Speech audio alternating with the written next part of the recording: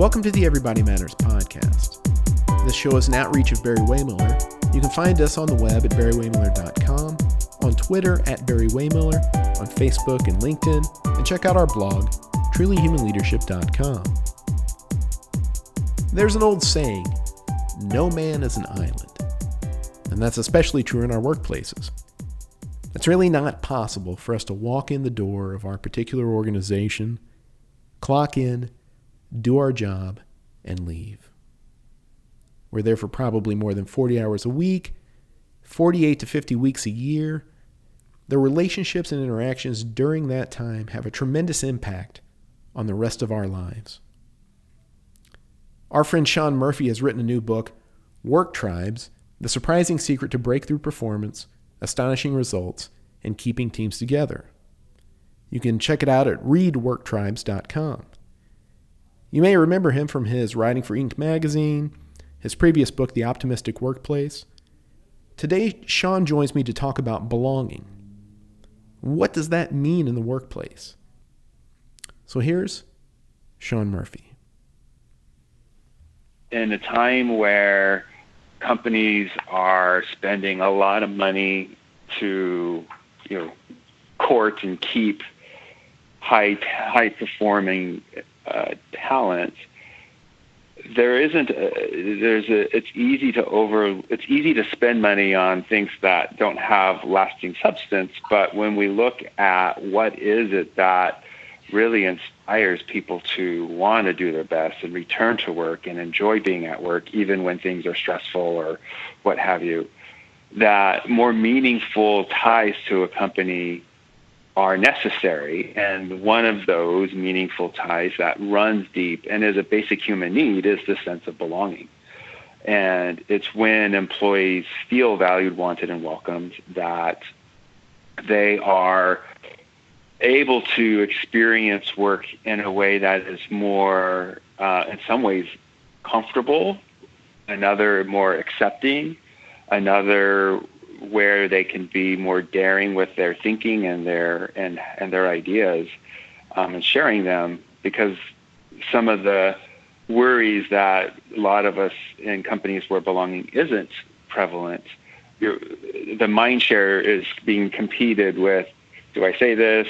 I can't say this. I got this politics I have to worry about versus, I don't worry about fitting in, but I believe that I belong here. And that's kind of the elevator pitch is, what is belonging? And then how does an individual leader leverage it and help inspire that experience?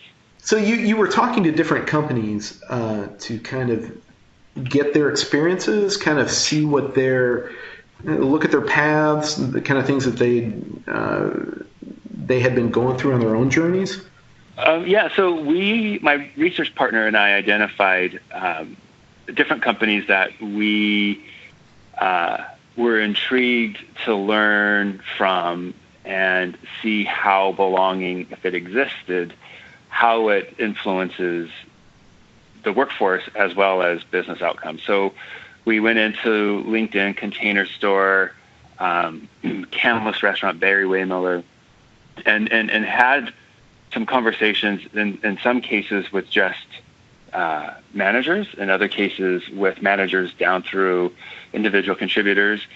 And the book, basically, what we did is we then took all of that input and created a framework around what is it that these companies are doing that allows for this experience of belonging to emerge and then also shape not just the relationships, but also how those relationships that are formed by a sense of belonging then kind of create a different path forward for the teams to actually perform at extraordinary levels.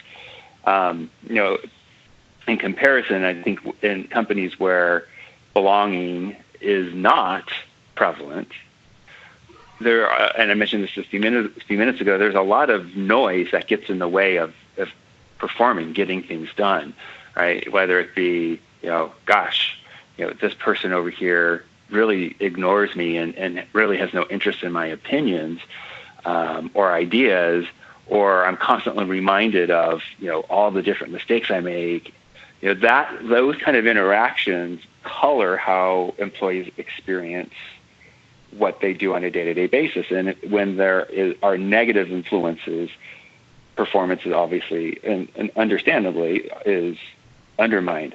But when we went into these companies, what we saw, and in some cases it was just absolutely beautiful, was how a sense of belonging allowed their employees to not just have a greater experience at work, but to also take that experience and let it transform the way that they work or who they are outside of work, because they have so much support in these companies where belonging is so strong and profound that that commitment to the company is deepened, but at the same time that company shows interest in the employees beyond who they are just at work.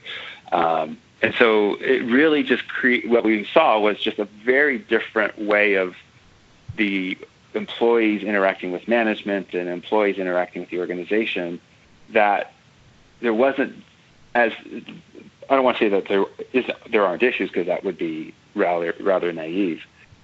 But what did emerge is the conversations are vastly different when that sense of belonging is present. And those conversations led to greater commitment, stronger, high-quality relationships, and team bonding that is way more interesting and profound than teams that just work together because they've got to get stuff done. Where did you get the idea to do this? Well, so a couple things. Brené Brown did some work on belonging, and in fact, it's probably some of her most well-known topics that she has written about and researched. For me, though, it was a personal topic. Growing up, I was, that awkward kid that struggled to feel like he belonged. I think then I worried about fitting in, and fitting in is not belonging, and belonging is what you want. You don't want people fitting in. So this idea of what I personally struggled with in terms of what happens when I didn't feel like I belonged. And then when I wrote my first book, The Optimistic Workplace, some of the findings pointed to this concept of belonging, and I thought, not only is it personally interesting to me, given what I struggled with as a young teenager, but I've consulted in organizations where there were toxic behaviors, and I saw how those behaviors were just ripping apart teams, and in some cases totally affecting how successful the organization was, how successful the company is or was. So it really became like this revelatory, this is the topic that I need to expand on. But it started with a very personal interest in it. Did you have any preconceived ideas when you started talking to these companies? I mean, you chose these particular companies for a reason, I am assuming. Did you have any preconceived notions when you went into talking to people and doing interviews? Oh, gosh. Yeah. The one thing that surprised me and still surprises me is, the way the book is constructed is there are three parts. The first part is talking about how important the experience of belonging can be. The second part is the part where those preconceived notions that surprised me, and it was around kind of what gets in the way of belonging. And my assumption, and based somewhat on research that I had been reading, was that technology does not contribute to the experience of belonging. So I'll give you an example. When you think about teams that might have members across the country or around the globe, and those team members who are not physically located where maybe the bulk of the team is, the assumption that I had going into the book that did not ferret out in the research was that technology was a barrier to belonging, especially for that team member who isn't physically located with the rest. And what I found in our conversations and reading research that was more current is, while yes, it's definitely more difficult, and we can get into why if you want in a second, but what research is finding is our brains are adapting to these digital interactions, and as a consequence of that, we have biological responses that actually help contribute to developing bonds with others, even though we may not physically see them in the same space. So that was surprising to me, that actually technology, while on one hand it certainly takes longer for those bonds and belonging to form, they, however, do form, and our brain does produce the chemicals that contribute to bonding and connection, which are all key to belonging. So that was a big surprise. I think the other thing too is how belonging is lumped in with diversity and inclusion. And while it makes sense that they're connected together, in fact, that's what LinkedIn does. They have what they call the DIBS team, the Diversity, Inclusion, and Belonging team. That belonging isn't some program. So I went into it thinking belonging isn't a program. Belonging is what emerges with intentional actions by a leader to help facilitate people on the team feeling valued, wanted, and welcomed, and that a program isn't necessary to do that. That's just a choice that a leader makes.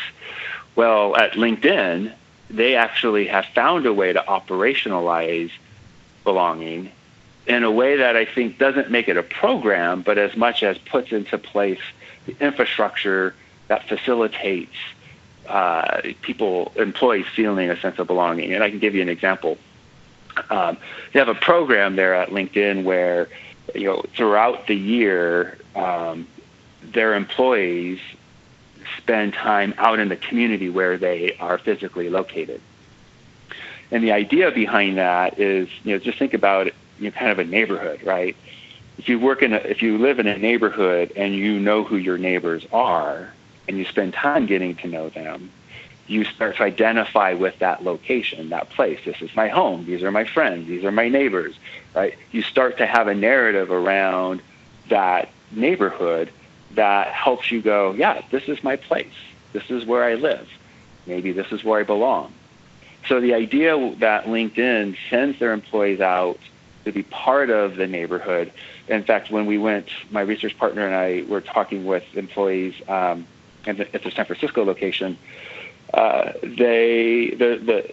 they are located, there's a fairly prevalent homeless population, and so some of them actually spend time with the homeless in that area, and doing whatever they're doing in that on their, I think they call it end day. So knowing who is in your neighborhood, knowing that you're contributing to maybe making it better, or that you're starting to build ties with other people within the neighborhood where the business is located, that starts to create a different relationship to how you identify with work, right? It's not just a place I go to get stuff done. I have meetings, I have projects, I have deadlines, etc. It's also, I work in a neighborhood, and when I know the people in my neighborhood, it further deepens my connection to the company, to the team, to the work that I do.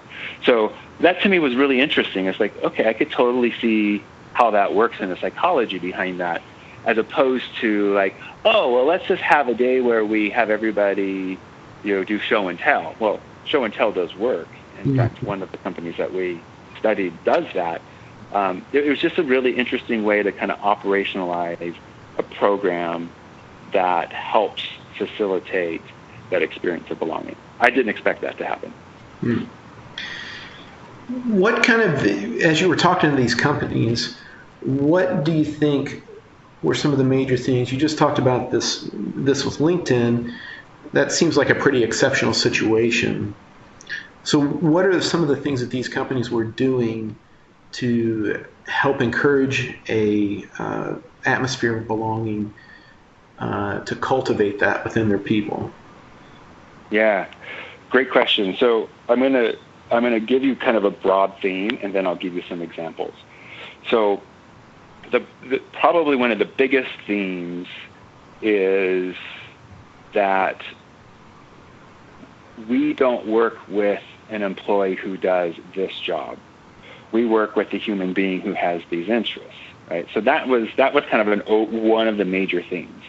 That look at the whole person, not the person's role in the company. And where that became really prevalent, so I'll give an example from Barry-Wehmiller. Barry-Wehmiller helped revitalize an entire community, right, by going in and setting up an office, and that was so important to the employee that it was like, okay, you're not interested in this because it's the right business decision. Well, absolutely, that was probably part of the conversation. It wasn't the only part of the conversation. This is important to this employee, and it can have a dramatic impact on the community. That's a very powerful way of saying, yeah, we want you to be successful here, and we also want you to know that we are interested in helping your life better even when you're not here at work, right? So that's one example. And that's pretty extraordinary, right? I think you used that word just a few minutes ago. But I would say that extraordinary is definitely a scalable construct, because I'll give you another example. At Canlis Restaurant, which is one Michelin star restaurant in Seattle, it's a family-owned business. The third generation that's running it are Mark and Brian Canlis, they're brothers. And you scale the extraordinary down to a small restaurant, right? Not a global organization like Barry-Wehmiller.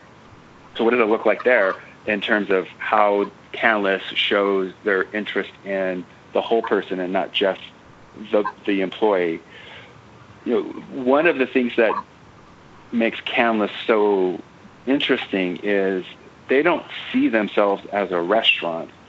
They see themselves in a hospitality business, and their mission is to turn people to one another. Right? Very fascinating. It's like, but you're a restaurant. Aren't you just there to make sure I have a great meal and maybe some great wine with my meal? But what drives them is we turn people to one another. And I think in a time today where it's so divisive in our society here, that's that's fascinating to me. Mm. So when we started exploring, well, what does it look like? You turn people to one another. They have these dining experiences that are very customized to each reservation. And the entire restaurant, the entire team that's working that particular night knows exactly what's going on with every reservation to make sure that whatever the experience is that guest is there to have, they are all participating in it in some way, right? So that's interesting, but what makes that work is the strong bonds between all the staff members. So when we look at the whole employee, in order for that night to go off where everybody who's working, even if they're not serving a particular table or guest, they know exactly what's going on with every reservation. In order to pull off that kind of coordination, the team they do this thing where they play together, where they might have some fun in the restaurant. They told me a story of like playing laser tag together, but also they study together, right? So they have this secret playbook that they would not show me, and I tried many ways to have them show it to me. This playbook that basically says, hey, this is how we conduct ourselves when we work here and serve our customers, or our guests, as they call them. So there's this interest in saying, yeah, we want you to work hard, but we also want you to play hard, and we want you to play hard together, and we want you to work hard together as well. So it wasn't just about, me showing up and doing my shift. It's about me showing up, knowing that you are interested in my success as well as the team's success, and people just show up in a different way. In fact, the brothers Mark and Brian talked about, being in relationship with one another. Now, for some people, that might sound really fluffy, And for some, I might agree. However, for them it works, that it's the relationship. And if you're going to have a relationship with someone at Canlis, with your colleagues, it's not just about what they're doing. They take an interest in knowing what are your aspirations. One of their employees was studying to be a sommelier, and they all helped make sure that this person got time off to be able to study for that, because that sommelier designation was important to him as a professional goal as well as to the business. So it's those little things like that I think, that doesn't take much money. You don't have to come up with some major culture program. It's a simple idea to say we focus on the whole employee. Now, how do we make that work for us at the company? So we continue to find those really beautiful nuggets in the research that we did. Does the idea of a shared mission, how much does that contribute to belonging, or is the seriousness in which people view the work that they do, is that a result of belonging? I don't know if I'm being clear in that. Maybe that's a little convoluted, but oftentimes when people have a similar task or a similar mission that they need to get done, that'll help everybody rally. Does that happen more times than not, or is it the people are already rallied together and that gets them to the finish line? Yeah, I think it's more the latter there. So, that's so like at Canlis again, or even LinkedIn, where there was this, those two organizations are known for, their kind of purpose-oriented culture, right? So it already attracts people who are, in alignment with that line of thinking in terms of business's role in society or the community. And I think that's maybe where these companies get a leg up over others. It's like, no, you have to believe in the mission before you get here, and we're going to make sure in the hiring process that this truly resonates with you, because once you start, it's a whole nother game. It's not about convincing you that our mission is important, because you've already bought in on that. It's about how do we then come together to do what we need to do as a team or as a unit or as an organization. But we're going to do it in a way that really is around making sure we connect. We have the sense of belonging. There are other constructs that help facilitate that. But the mission is really kind of like table stakes. And the rest then becomes much more focused on practices that help facilitate that experience of belonging. And I should say, for somebody who's listening to the interview, obviously it's not just belonging that contributes to high-performing teams. There's a lot that goes to that, and there have been books written about this, thousands of them, right? I'm specifically just talking to the way that belonging can facilitate that kind of extraordinary results. Belonging is kind of the roux of the secret sauce. Yeah, that's right. Yeah. With the companies that you interviewed, they seem to be a very diverse list of companies and a diverse number of team members. Let's talk about that for a second. If you're a 12,000 team member company like Barry-Wehmiller, or if you're a 50-person company, how does belonging work there?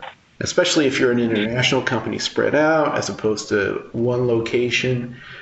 Are there things, does some of that stuff matter? Does some of that stuff not matter? What are your findings there? So this was actually a really kind of vexing question that Bruce is my research partner, that one of the things that he and I kept asking each other as we were going through the interview data is like, how do you scale belonging, right? So you got Canlis Restaurant, it's a medium-sized business. Then you've got Barry-Wehmiller with 12,000 employees globally, right? How does belonging scale? And ultimately what we concluded, and I think there's probably still more exploration for this question, but ultimately what we concluded is that, belonging is really something that is kind of a personal experience.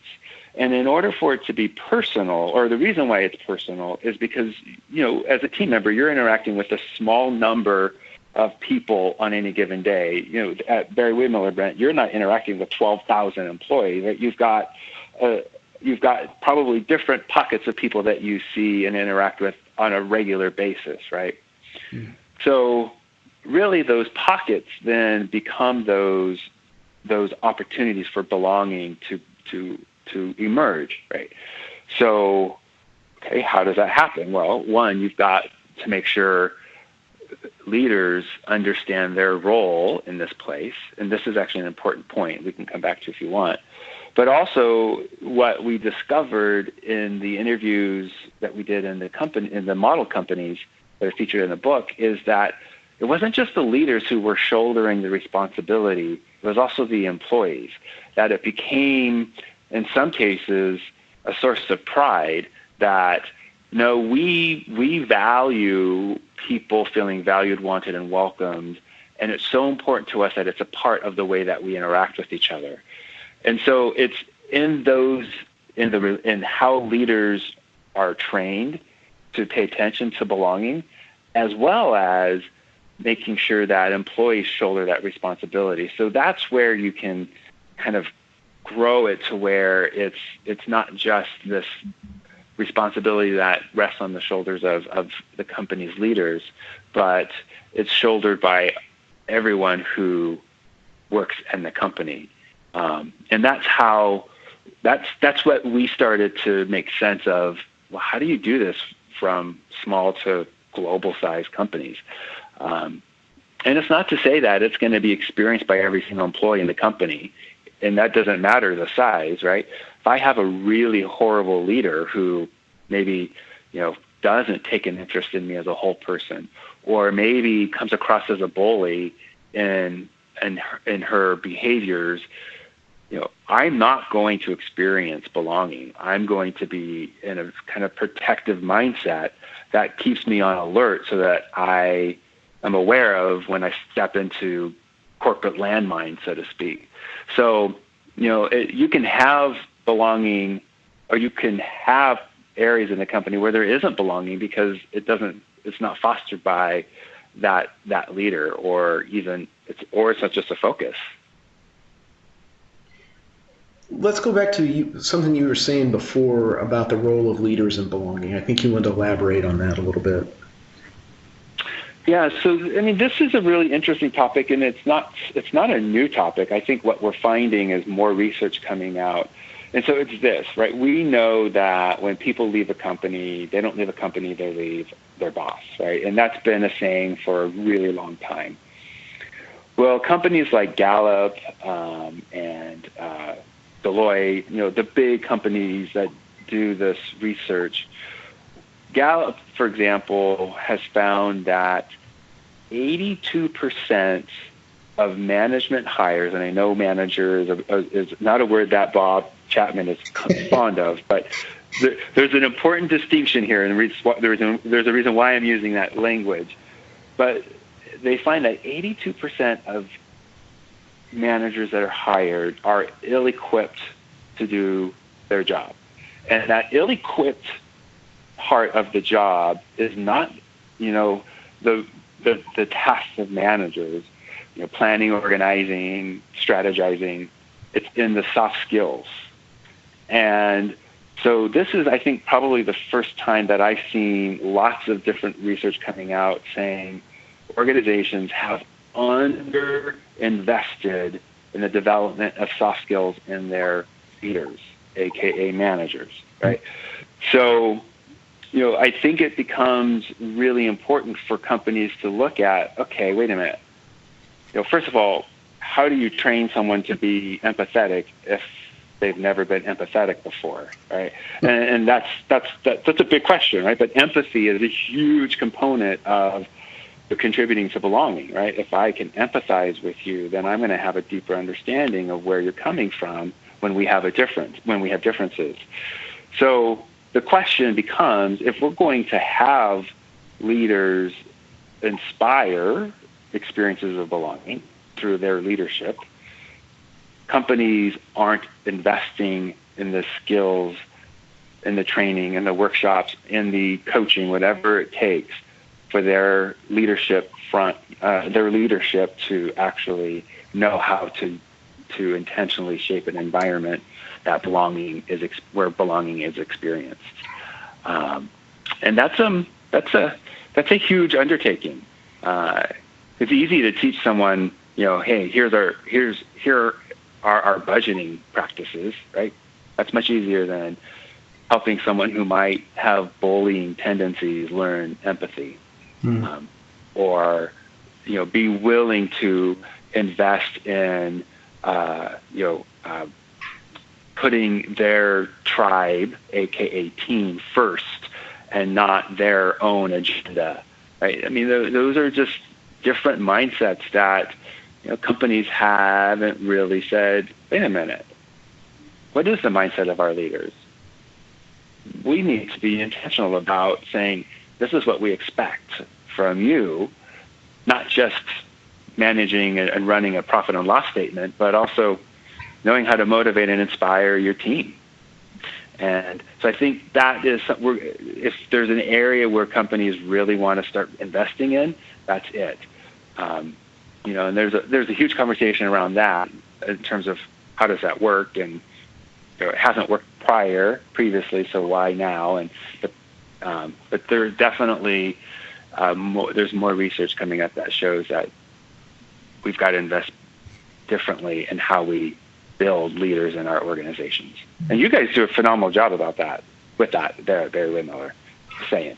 Yeah, we try, and that's something that Bob is constantly on the stump about, is retraining leaders to be able to care. And you're right. The soft skills are the hard skills, but they're the skills that are really the most important ones. Something that I think is interesting in terms of what the work that you've been doing is thinking about it. Tribe means a lot of things to a lot of people, and sometimes we can see kind of tribalism go rampant. Is there anything that that in your research, in terms of a sense of belonging and becoming a tribe and a group, that goes to a negative place? Yeah. So there are a couple of ways to answer that. So one is, in the context of work, the experiences of belonging, belonging meaning I feel valued, wanted, and welcomed. It can't just be about the feel goods that come from, oh, you really value what I contribute, or yeah, you really care about me as a human being, or yeah, I have a place on the team. While all of that is crucial, without one other layer, it just makes work to be this place where, yeah, it feels good, and I love the people that I work with. That's not enough from a business perspective. The added layer to this is that there is a focus on results, right? So, belonging is one way to help really bring teams closer together. And then the added layer to that, and this was something that we learned, is that the leaders in these companies have this grounding in business fundamentals. So it's like, okay, so I've got a profit and loss statement that I'm managing, or I've got a portfolio of products that need to be introduced to the market over the next, 2 years. One of the questions that leaders in these companies are asking is not just what operationally needs to be in place, but how do I ensure my employees feel that they can do their best work? So there's the two levels of helping ensure that the experience of valued, wanted, and welcome is there, also being grounded in business fundamentals and making sure people are aware of progress and making sure people are aware of all those typical things that we teach managers, right? So it's really bringing those together and making it as transparent as possible. rather than, management of the days ago. Things happen in a black box. I come to you as my individual contributor or my direct report and tell you, hey, I need you to do this, but you really don't have any insight into that black box. If you want people to feel valued, wanted, and welcome, there needs to be a greater level of transparency into what was a black box. Now it's like, here's what we're doing. Here's why we're doing it. Here's how I see you contributing to this, doing meaningful work, finding fulfillment in the work that you do, is also part of the conversation. So that's one area where belonging, if it doesn't have that grounding in business fundamentals, it's just a feel-good thing, goes away as a fad, and maybe never really sticks, across the organization. The flip side to that are those team members who might act in ways that prevent belonging to occur in the first place. So ostracizing employees, bullying employees. And in the book, there's actually a condensed version of a well-known research questionnaire around bullying. And I remember going through it going, oh, as a consultant, I saw these kind of behaviors all the time. And what was interesting to me is what would be interesting for me to hear from those who read the book is, would some of these behaviors even be something that you would associate with bullying? Repeated reminders of your errors and mistakes, having false allegations made against you, which is probably more akin to bullying. But whether it be a leader or an individual contributor or team member, when they are allowed to act in ways that undermine what the team is trying to accomplish because maybe they're a high performer, that's going to prevent belonging from occurring at all. So that's nothing that the organization is doing directly. It's what an individual on the team is doing. Ostracizing someone is probably, and I wrote about this in my first book, ostracism is way worse than bullying, which sounds crazy. And the reason for that is when people are ostracized, they're ignored, right? So for our human need is to actually have the sense of belonging. At least with bullying, you're paying attention to me. It might be negative, but what researchers find is that the damaging effects of ostracism are far greater than bullying. Is when we feel ignored and we see that we're intentionally being ignored and not invited to be part of conversations, not invited to be part of decisions or a team, that has such significant impact psychologically on people that it has a more profound effect than the bullying does, which is crazy because they're both horrible, right? So I don't want to say one better than the other. One just has greater effects, bad effects than the other. Yeah. So after the writing and the release of your book, where's the hope? Where are you seeing that more companies are accepting of this?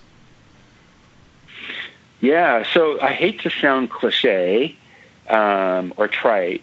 I think what we're seeing still is that millennials continue to advocate for work experiences that are more meaningful, that are fulfilling, that allow them to have greater flexibility in when and where they work. And even my generation, which is Generation X, where we're now going, oh my gosh, I got to care for my aging parents, and I need a company that actually can flex with me, that I can work from the hospital while my dad's in the hospital, but I don't feel guilty about it. And the hope in this is that millennials have been surfacing conversations, Gen X starting to do so, and I might be understating that somewhat, but there's this kind of grassroots effort saying, do you want me to work for you? You got to offer to me more than just a paycheck and benefits. While yes, those are important, I also want these things: greater work flexibility. I want to be able to work on meaningful projects. And I think the hope is that organizations are now starting to go, okay, we've got to figure this out.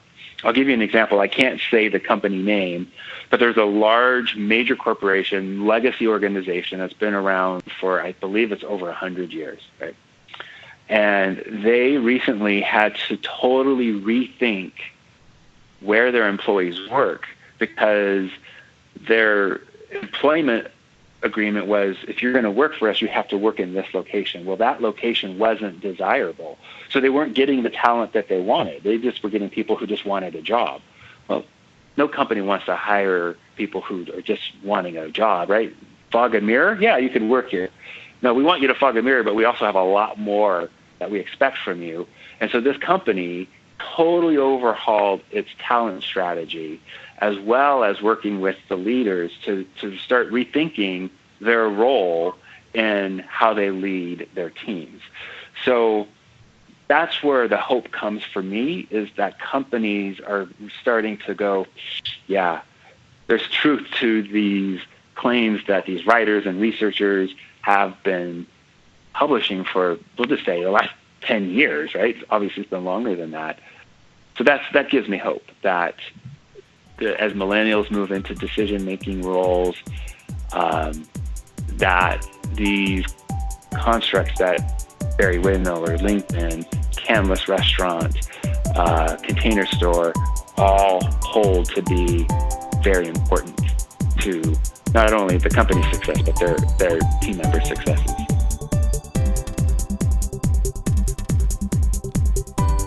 Thanks for listening to the Everybody Matters podcast. Again, if you want to learn more about Shawn's book, go to readworktribes.com. That's readworktribes.com.